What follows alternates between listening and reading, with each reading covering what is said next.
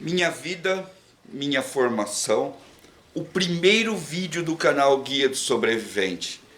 O fato de eu ser um sobrevivencialista hoje.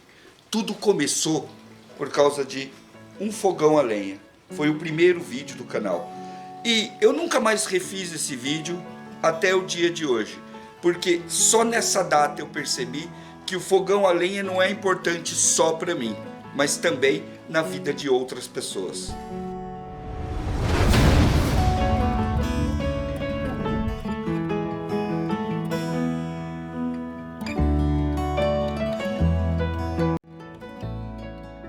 Você que está chegando no canal agora e ainda não conhece toda a nossa história, talvez não tenha percebido a quantidade de vezes que essa peça aqui aparece aqui no Guia do Sobrevivente. E isso não é à toa. Eu tenho uma verdadeira dívida de gratidão com essa peça aqui, com essa preparação. Foi uma preparação que eu achei na rua no pior momento da minha vida. Não, você não ouviu errado. Simplesmente alguém não quis mais esse conjunto de fogão, churrasqueira e forno e colocou ele na rua e eu fui lá e peguei.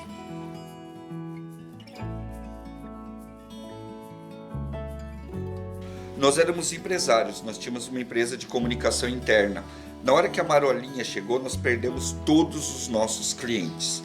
De uma hora para outra, eu não tinha dinheiro sequer para pagar o aluguel. Eu não tinha dinheiro para pagar uma conta de luz, nada.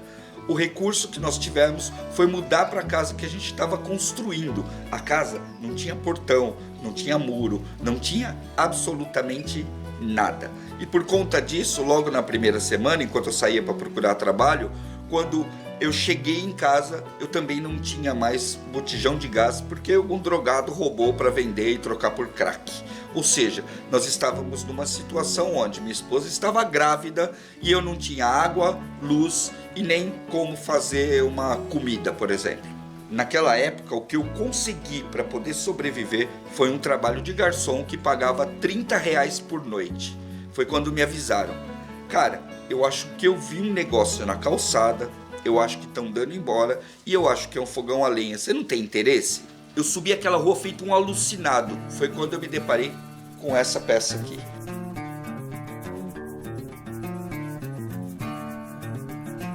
Esse fogão aqui ele é todo feito de grandes blocos refratários de concreto. É extremamente pesado.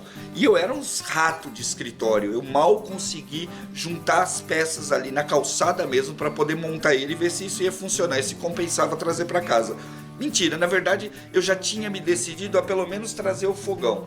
Foi quando eu liguei para a Raposa e falei o seguinte: Raposinha, eu tenho R$30 no bolso e tem um fogão aqui. A gente pode levar isso para casa, eu posso gastar 20 para pagar o carreto? E ela falou que podia. Pois bem, como eu disse, o carreto, a casa não estava montada, não tinha como eles descerem aqui, então ele parou ali, uma picape, nós colocamos tudo dentro e trouxemos aqui para nossa casa e foi colocado lá na frente do portão, a uns 30 metros daqui. Foi então que começou a jornada de montagem do fogão. Isso tudo aconteceu por volta das 11 horas da noite. Eram 7 horas da manhã, eu ainda estava carregando as peças e colocando, tentando montar ela aqui, até porque na época a gente tinha que descobrir como isso funcionava. O primeiro dinheiro que eu ganhei com o meu trabalho depois daquela crise foi praticamente todo para transportar esse fogão para casa.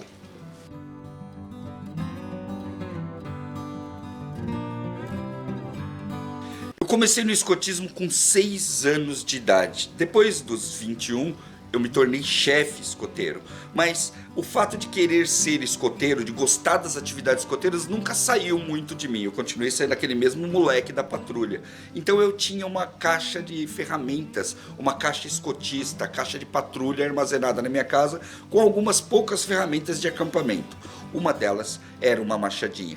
Pois bem, peguei a minha machadinha, fui até o terreno do lado, o mato aqui em volta, saí andando. Então eu voltei para casa todo carregado de lenha, coloquei aquele monte de lenha e vitorioso com o meu machado, eu não fiz nada.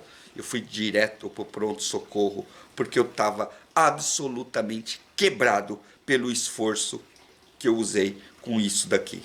Foi só no outro dia que eu finalmente peguei o meu machado, rachei lenha como um lenhador de verdade e acendi o nosso primeiro fogo nesse fogão.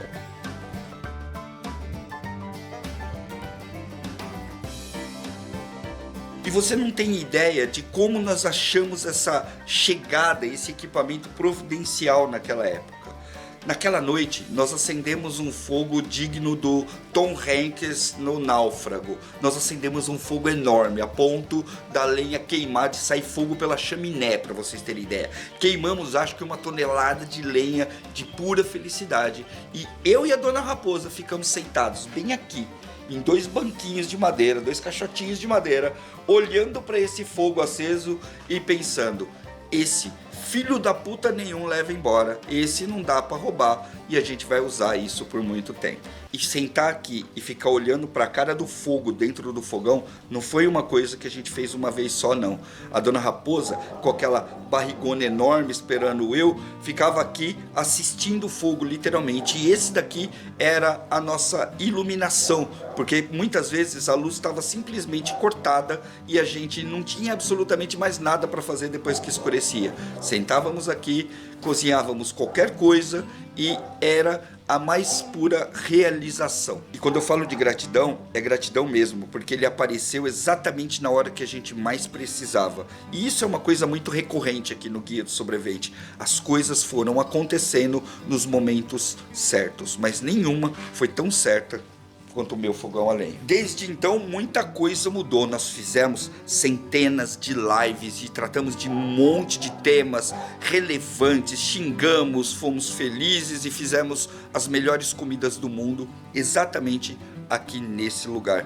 Hoje, esse fogão compõe a cozinha sustentável do Guia do Sobrevivente. Muitos anos depois, quase 12 anos depois, a gente tem hoje uma cozinha que é totalmente sustentável, mas nunca sem esquecer o ponto principal dele, o fogão.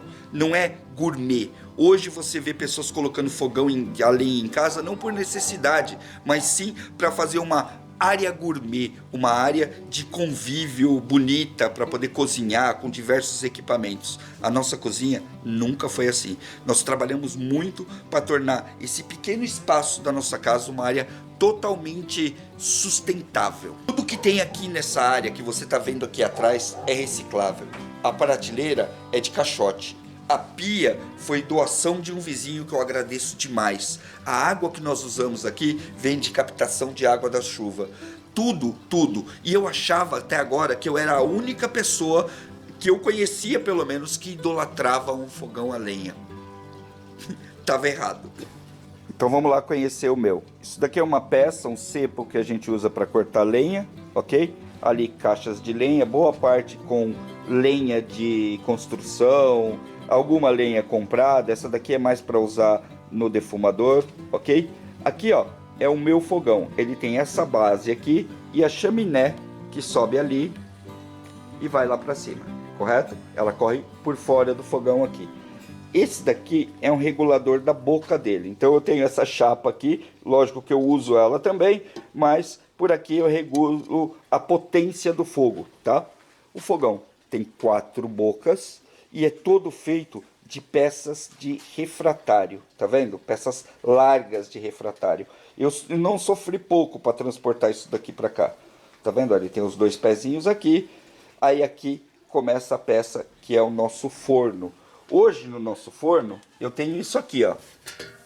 Um monte de pedras refratárias guardadas aqui dentro que a gente achou numa demolição de um forno de uma pizzaria. E aqui você tem a peça da churrasqueira. Ele tem uma comunicação ali embaixo, a chaminé.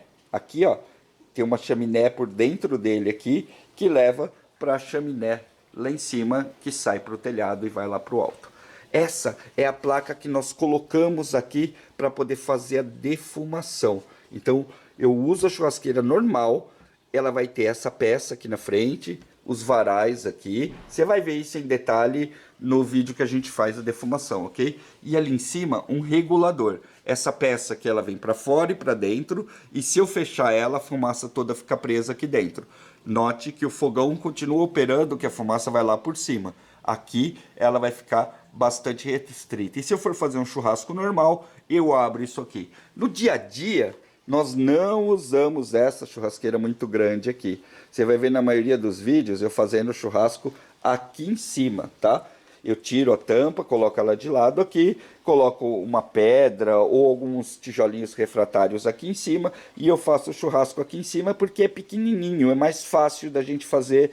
E se você reparar, é perfeito para você fazer espetinho, tá? Que é meus filhos simplesmente adoram, eles preferem espetinhos do que carne grande, carne para ser cortada. Eu prefiro as cortadas. Então você tira aqui, faz o seu carvãozinho aqui e você consegue fazer os espetinhos. E não foi nenhuma nem duas vezes que vocês viram aqui no Guia do Sobrevivente eu testando várias churrasqueiras pequenas e outro tipo de fogão exatamente aqui em cima desse fogão a lenha. Ele virou uma espécie de área de fogo da casa até a gente poder construir lá no quintal. Lá no quintal a gente queima mais restos de árvore e biomassa. Aqui é mais para lenha mesmo e para um fogo muito mais controlado. Aqui em casa a gente trabalha com prioridades. Nós preferimos ter novos sistemas de sobrevivência do que pegar um único sistema e investir nele e melhorar ele. Nosso fogão mudou quase nada nesses anos todos. O máximo que nós fizemos nele foi fazer uma pequena pintura nele aqui para ele ficar um pouco mais aceitável, mas nós nunca investimos dinheiro de comprar lajotinha ou fazer grandes acabamentos para tornar isso bonito. Nós preferimos aqui no canal fazer outras coisas também importantes para a sobrevivência do que melhorar tudo. Então, o fato de ser sustentável reflete até na pintura, que é toda feita com cal e pigmento. Não tem mais nada nisso daí. Com o tempo, ele parou de soltar um pouco de tinta e ficou tudo certo. Ele também sofreu bem poucas transformações nesse período, como a adaptação da churrasqueira, que é bem grande, para um defumador. Isso ajudou bastante nos nossos projetos e você vê isso aqui no Guia do Sobrevivente também. Olha só a nossa surpresa quando nós recebemos essa semana o relato de um inscrito aqui no canal que fez exatamente essa mudança de churrasqueira para defumador e simplesmente mudou a vida dele, bem no meio da maior crise que ele viveu ou que ele podia esperar. A história do nosso colega Marcos, lá do Espírito Santo, é muito legal. Um belo dia, muito tempo atrás, ele ficou de saco cheio de brigar com o vizinho dele por causa do lote que ficava do lado da casa dele. Pulava escorpião, cobra, o cacete a quatro. Ele começou a ter um monte de problemas. Um dia, ele chutou o balde, foi lá, pegou uma enxada e ele mesmo capinou o lote. Mas ele ainda não estava feliz. Ele bateu o olho naquela terra toda irregular e falou, quer saber de uma coisa? Eu vou pegar a minha enxada e vou passar uns dias aqui nivelando essa terra. Bom, o resto você já entendeu, né? Ele bateu o olho naquela terra niveladinha, remexida, limpinha e começou a plantar no terreno do cara. A primeira coisa que ele colocou lá foi mandioca, alguns pezinhos de mandioca. Depois disso ele colocou abóbora e algumas coisas de horta. Mas não deu muito certo, porque quando as abóboras estavam começando a ficar boas, alguém ia lá e pegava. A mandioca ainda suportou bastante tempo. Então o que ele fez? Ele colhia a mandioca, cortava os talos e plantava. Logo, ele entupiu aquele terreno de mandioca. Há um bom tempo atrás, nós postamos o tutorial de como transformar a churrasqueira num defumador. E ele tinha uma peça muito parecida com essa daqui nossa, que era o fogão a lenha, a churrasqueira e um forno do lado. É um pouco diferente, porque essas coisas, cada uma vai ter um design diferente dependendo da região ou da onde o cara comprar. Foi então que ele decidiu transformar a churrasqueira dele num defumador também, para usar, tirar sarro, fazer aquele bacon de fim de semana, defumar frango, enfim, mais ou menos como a gente faz aqui em casa. E então veio a pandemia e já na primeira semana de fechamento, ele perdeu o emprego. Eu sei que muita gente já passou por isso aqui no canal. Outros não fazem nem ideia do que é ter o chão tirado debaixo dos seus pés. É literalmente um fim do mundo como nós conhecemos. É o nosso fim do mundo particular. É aquela hora que você olha e pensa, e agora? O que é que eu vou fazer? Esse nosso colega já acompanha bastante canais de sobrevivencialismo, já fez bastante coisa na casa dele e ele pensou em algum momento que essa era a hora dele começar a se preparar. Ele fez uma bela de uma compra para a casa dele e sentou na tal churrasqueira com fogão a lenha. Ele foi lá, revisou a horta de mandioca dele, pegou alguns pés, ligou o fogão, começou a fritar a mandioca, assar uma costela e tomar a última cerveja da geladeira dele.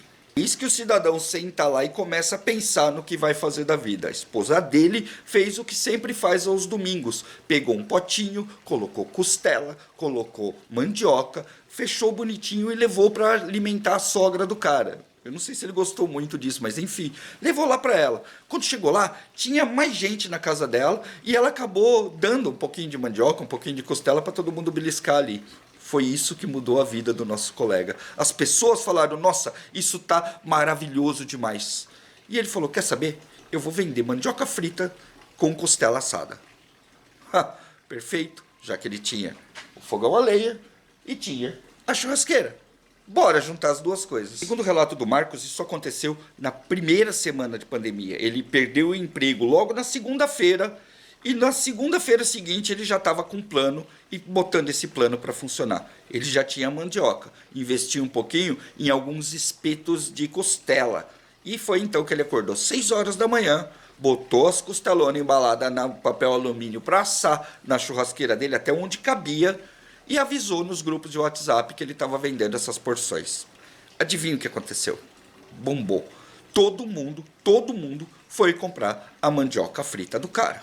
E as histórias foram muito parecidas, porque ele também tinha uma machadinha, também foi lá, pegou resto de obra, pegou lenha jogada, poda de árvore.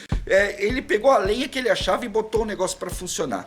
Meu chapa, o nosso colega sobrevivencialista conseguiu faturar no primeiro mês dele R$8.000.